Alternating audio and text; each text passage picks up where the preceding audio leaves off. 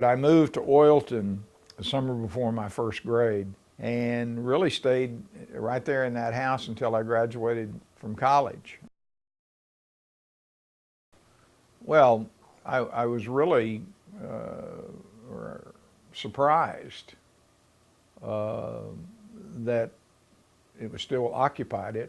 For a long time after we sold the place, it was not occupied. And older rural houses like that tend to deteriorate if people aren't in them and occupying them. The other thing that surprised me a little bit is there were more people in that area, mobile homes and acreages and things like that. When I was growing up, most of the people were a mile or further away from where I grew up. So rural Oklahoma, particularly areas like Oilton that are fairly close to Tulsa.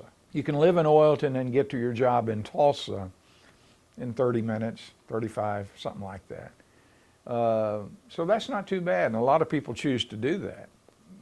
The old house didn't look what it wasn't really fancy when I lived there, but it was in a little bit of disrepair when we were there the other day. So I was a little bit surprised at that. I know the upstairs was a hospital, and I think the downstairs part of it was a hardware store, maybe. Pretty much is the way it was when I was here. I mean, the trees weren't on the street then. They've planted the trees to hide the fact that most of these businesses are closed. When I was growing up, the way you got to Oilton was to go left right there, and you went on the old what was called the old highway. I'm going to go out. Was that your uncle's store right This there? right here was my uncle's grocery store, that yellow. The ball tank is typical of rural America's way to direct people.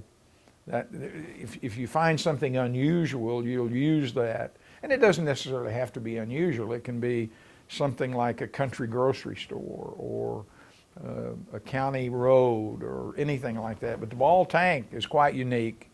You don't see many of those. I've only seen 3 or 4 in my life. And that one's still there, and it was there when I was born. So it's an old tank. Everyone knew where the ball tank was. So if you were telling someone how to go or where to get to some place or how to go through the country to get to Olive, which was a little town east of there, then you might say, well, go to the ball tank and go east and that sort of thing. Well, if you went back and looked at historical pictures of this area surrounding Oilton and Oilton, I mean, the train used to go through Oilton. The train depot in Oilton back in 1915. So Oilton became a boom town, and you literally, there was no spacing for wells, so you could stand maybe in one spot on a hill and see 50 derricks over a space. Drumright, Oilton, Yale, Cushing, all through there was, and of course Oilton, that's where it got its name. But those were all areas that where oil was discovered very early in the 1900s, and it became quite a boom area. I think the thing that I recall most vividly, because I rode horses all over that country, and we had cattle all over that country. And so I was out not just on the roads, but I was out in the pastures and the fields and all of that where the oil fields were. And the lack of environmental control was astounding. Sludge and oil and tar would just be run out on the ground, and that would harden. I could still, if we wanted to take the time, I could take you to areas where large areas are as hard as this desk. Nothing growing. Nothing. Now, that could be reclaimed, and a lot of that has been reclaimed. They came in, scraped all of the old oil and sludge and all the stuff that's on those areas, salt water. I mean, it was just, it was nothing to drain the equipment. That has changed 180 degrees, of course. You can't do that anymore at all. It's sort of like when I was growing up, people thought nothing of throwing stuff out their car window. I mean, you drive down the road, you had a soda can or a candy bar wrapper or whatever, you didn't put it in the trash bag, you just threw it out the window. It was terrible. People, I guess people didn't think about what was going to happen eventually. I wanted a bicycle, and I begged my dad for a bicycle, for Christmas, and it was right as the 3-speed or the various types of speed bikes like that were coming out. It was brand new. I mean, you hardly saw anything like that. And so, anyway, I begged my dad to get a bike, and finally I did for Christmas. And it was a 3-speed, which meant the tires were about an inch wide, and the seat was about a ½ inch wide, which didn't accommodate my large rear end very well. But anyway, I got this bike, and I didn't really think about where to ride the bike. I mean, it was like that part never really entered into it. And I think that's where maybe the typical kid comes in. You're not so concerned about that. You just want the bike. And as I look back, that's probably, I think, part of the reason that my dad was against getting the bike. He realized that it would be pretty useless. Anyway, I got the bike, and of course, there's nothing but dirt and gravel around my house where I lived, and so I learned very quickly that it was really tough to ride the bike. I mean, really tough. Terry Pope's Grocery was right across the street. It's been torn down now. I do recall that.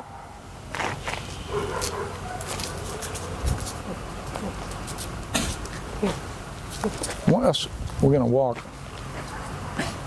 What a gorgeous day. The funeral home was not here, I do know that. My uncle's bar was where the white door is over there. Says it's a pub. Huh? Says it's a pub now. Still a pub? It's a bustling town, isn't it? Panther Pride. Panther fan lives here. That's we're the Oilton Panthers. So they're still celebrating Panther Pride. That's good to see. Careful walking along the street here because the traffic is really, really heavy. So you have to be, Annie, you have to be careful. Main Street Pub, restricted at visitors, escort required. Absolutely no one under the age of 21. Right there's your deal right there. Why do you suppose we got the big chunks of concrete in the street for?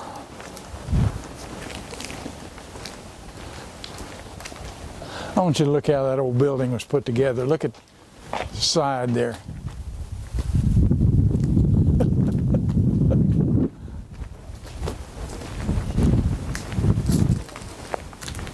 This is where I played all 4 years. I don't know where the new field is, but this was the football field for all that time. And the stands, I did not remember the stands being concrete, but they are. Press box up there where they call my name out many times.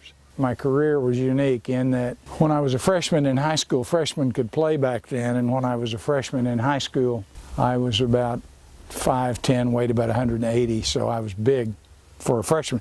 Now that's nothing, but so, and if you were breathing and had any ability at all, then you got to play. So I got to play and start as a freshman in high school, which was I think very,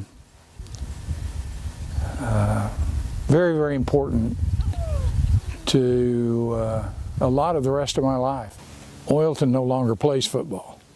I guess that's the reason I didn't know where the football field was. They don't? No. How come?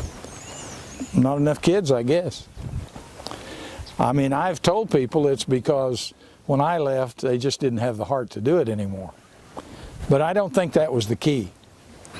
I played for Oilton. We'd played together. Most of the guys on the team had played together for 5 or 6 years.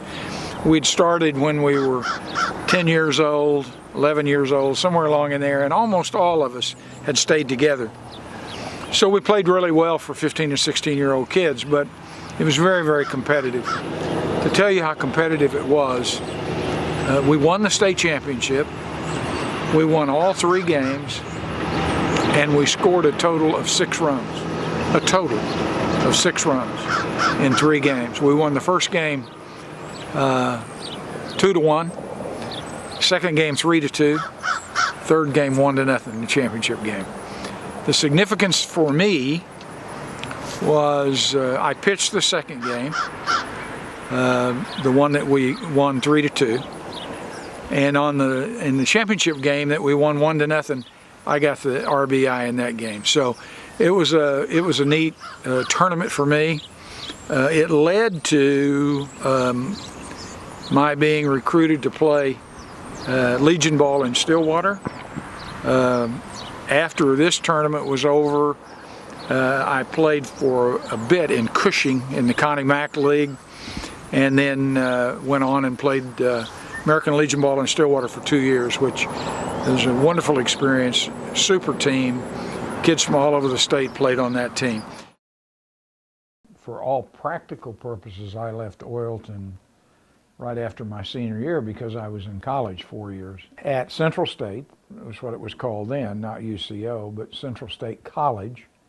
And even though my dad still lived in Oilton, my mother and dad were divorced. My dad lived in Oilton, my mother lived in Tulsa. So when I went home on a weekend, or if I was in state for the summers, I worked 2 summers out of state. Oilton was still home base until I graduated from college. And then after I did that, I graduated in May, and in August I was working in Guthrie. I set up the distributive education program there. I met my first wife in college, and we got married right after I graduated from college. She had not graduated yet, but I had. And then we didn't have children for, I guess, probably 3 years.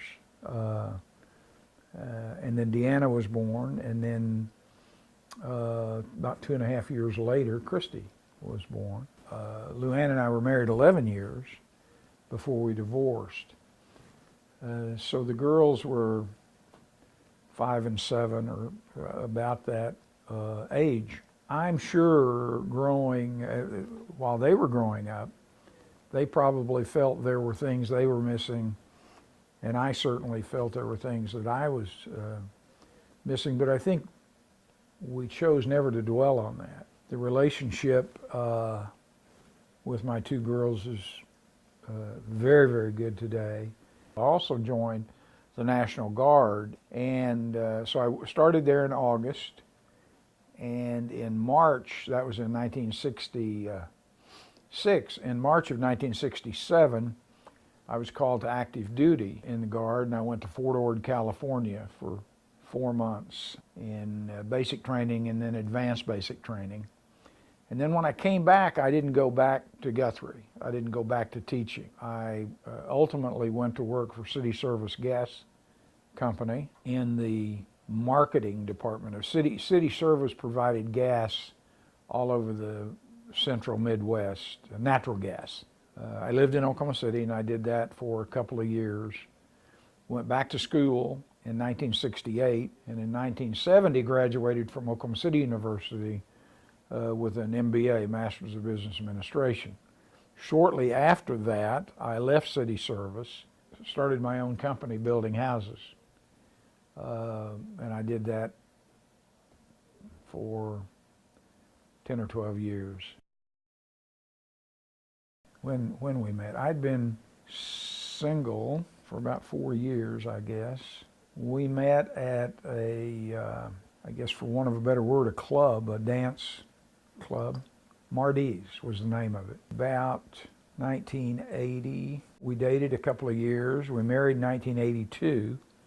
This is our 35th anniversary year. We married a week before Christmas, December the 18th.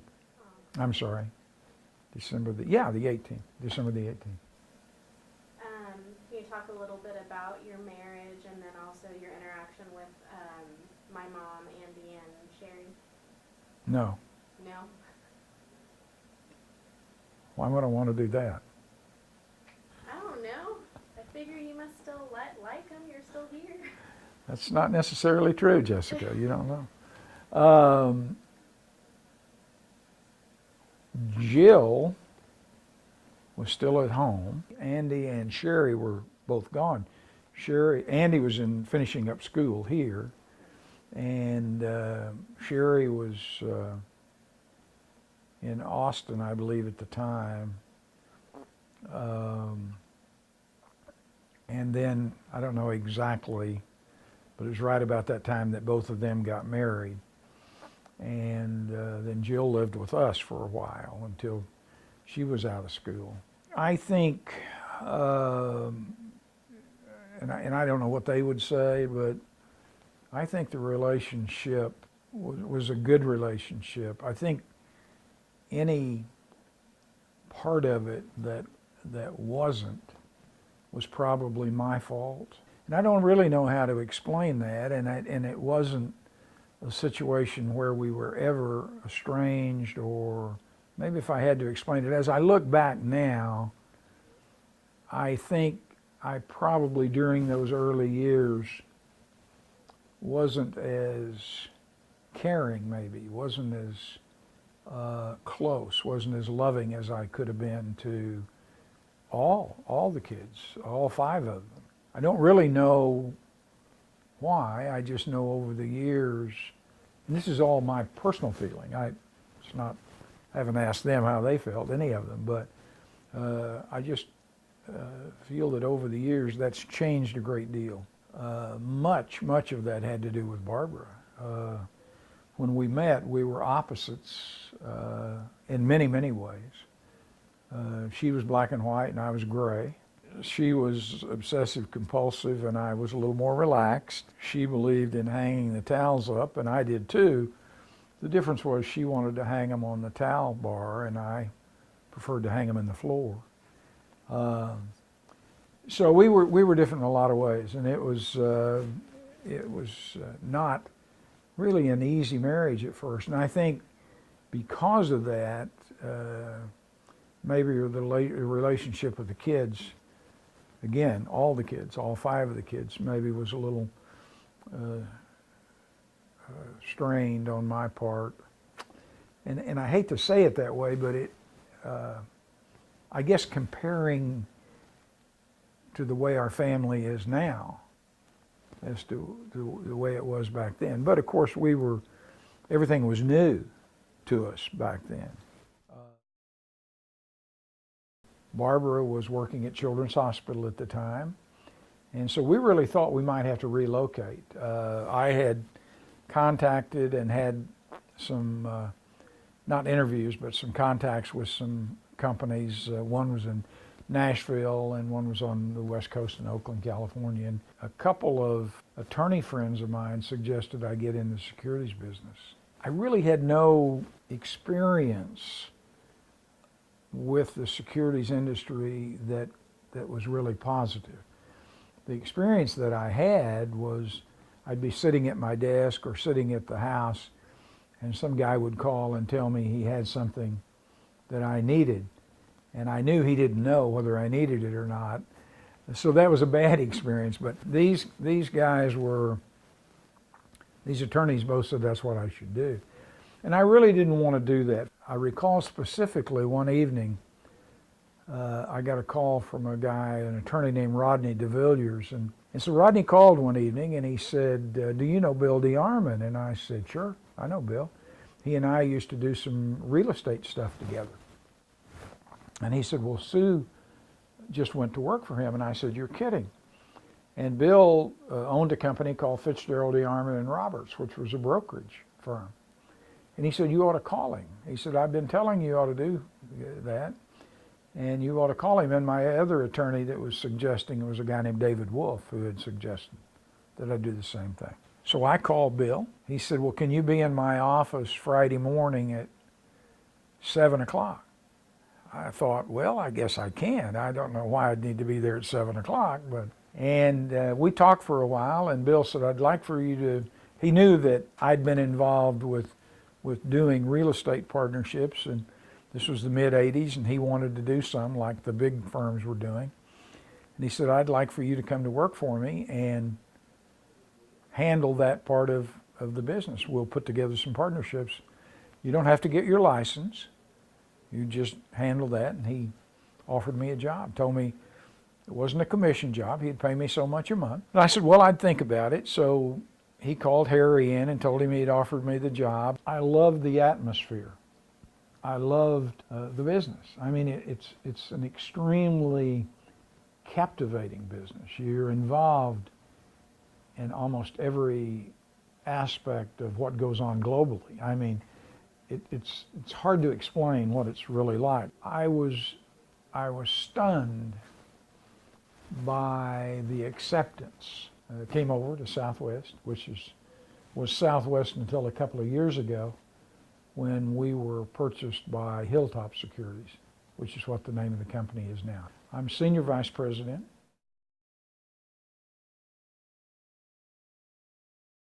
I started having problems, urinary problems, and so I went to see a urologist. I guess one of the first signs was blood in the urine.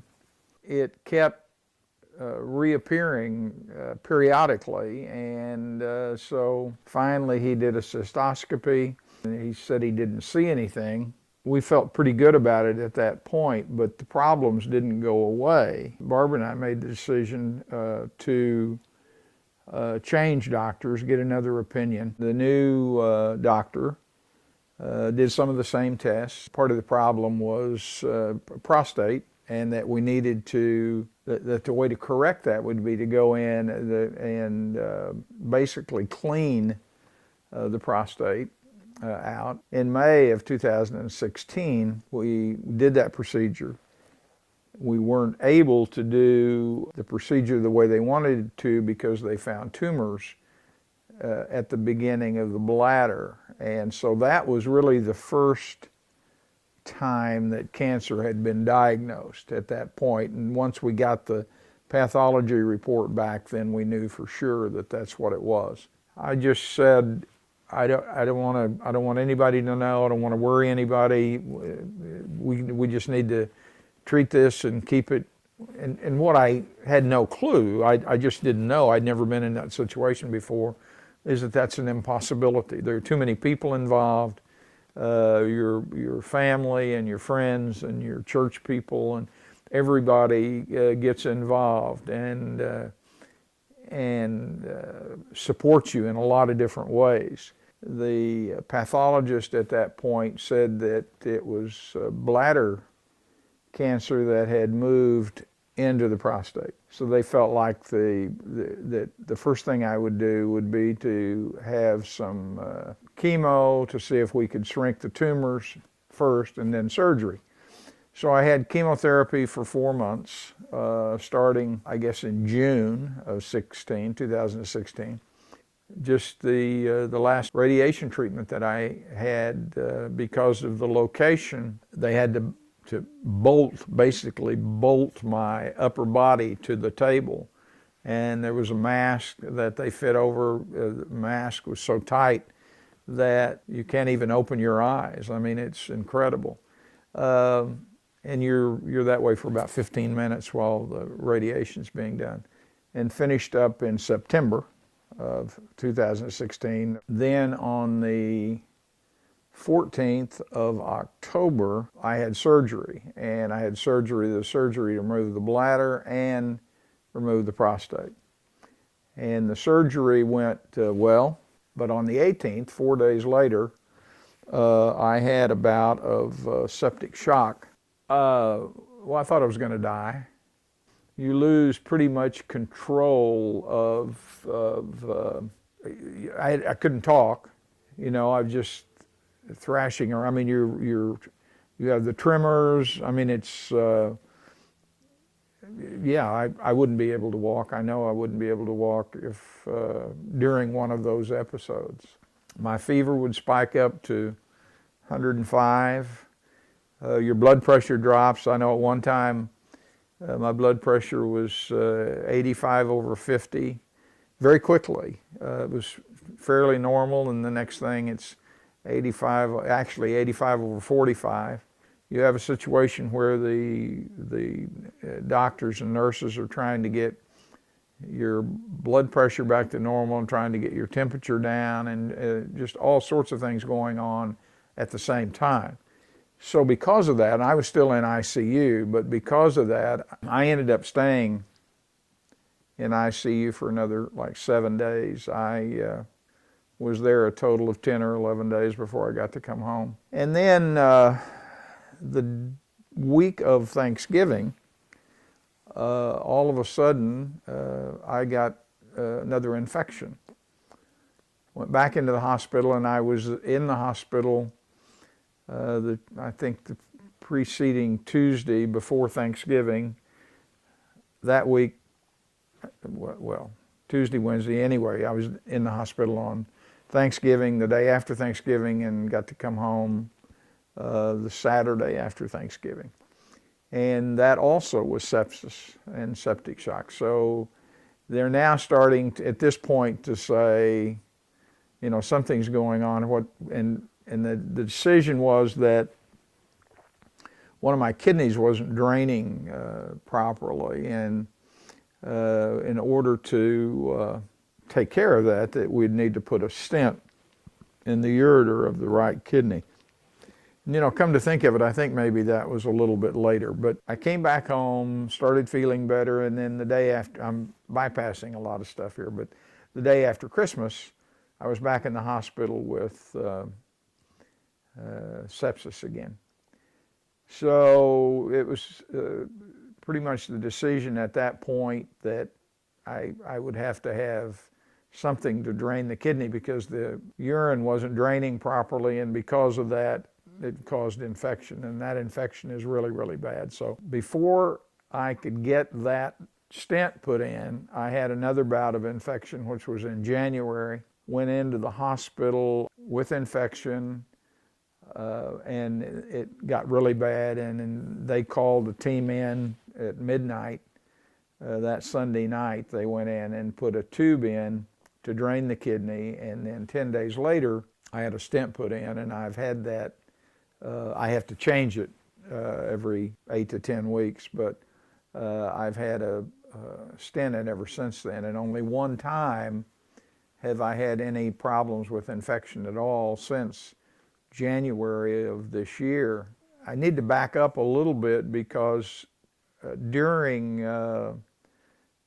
before, I guess after we had the stent put in, I'm kind of fuzzy about it. I can't remember for sure.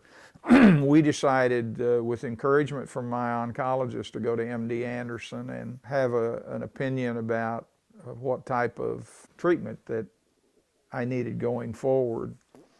And so we did go down to MD Anderson. They, about a week after we were there, called and said that the pathology on the first surgery was incorrect, that I did not have bladder cancer that moved into the prostate. I had prostate cancer that moved into the bladder, which was a huge deal. The first thing that made it so, being a huge deal, was had that been the proper diagnosis to begin with, I probably would not have done chemotherapy. Another thing that made it huge is the treatment involved was totally different. St. Anthony's, who had done the original pathology report, concurred with MD Anderson's pathology report, and so we've been treating the cancerous prostate cancer since that time.